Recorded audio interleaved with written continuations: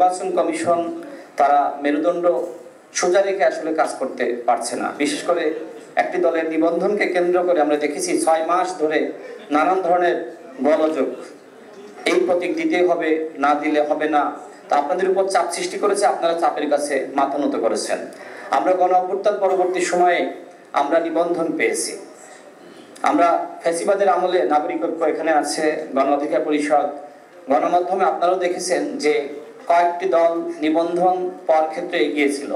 সেই দলগুলোকে একটিও নিবন্ধন দেওয়া হয়নি, এবং যাদেরকে নিবন্ধন দেওয়া হয়েছিল BNM, supreme party, Trinamool, BNP, এই দলগুলোর কেন নিবন্ধন এখনো পর্যন্ত বাতিল করা হলো না? শেখ হাসিনার আমলে ডিজিএফআই যাদেরকে নিবন্ধন দিয়েছে এবং যারা আসলে শুধুমাত্র 24-এর ডামি ইলেকশন করার জন্য নিবন্ধন যাদেরকে দেওয়া হয়েছে, সেই দলগুলোর সাথে কোনোভাবে নির্বাচন কমিশন সংলাপে বসতে পারে না। আমরা মনে করি এটা গণ অভ্যুত্থানের চেতনার বিপরীত। এই বিষয়গুলো আপনাদের আমরা দৃষ্টি আকর্ষণ করছি। যে দলগুলো কোনো ধরনের শর্ত পূরণ না করে শুধুমাত্র ডিজিএফআই এর মাধ্যমে নিবন্ধন পেয়েছে, তাদের নিবন্ধন অবশ্যই বাতিল করতে হবে। আমি এই বিষয়টি আপনাদেরকে নোট করার জন্য অনুরোধ করছি। আমি 3টা দলের নাম বলেছি, BNM, Trinamool, BNP, supreme party সহ এরকম আরো কয়েকটা দল নিবন্ধন পেয়েছে।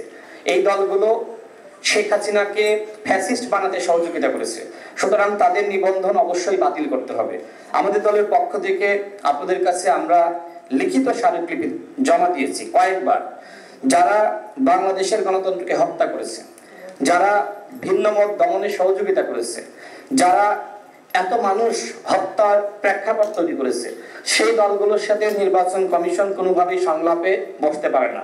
যেমন জাতীয় পার্টি, এর আগে আমি মাননীয় প্রধান নির্বাচন কমিশনারের বক্তব্য শুনেছি, তিনি বলেছেন যে জাতীয় পার্টি তো কয়েকটা।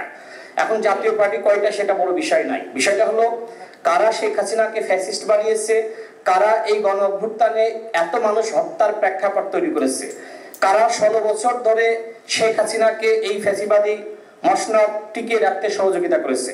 জাতীয় পার্টি এবং 14 দল আমরা সবাই জানি। সুতরাং এই দলগুলোকে নিয়ে যদি আপনারা সংলাপ করেন, সেটি আমি মনে করি শহীদের রক্তের সাথে প্রতারণা, গণ অভ্যুত্থানের সাথে প্রতারণা।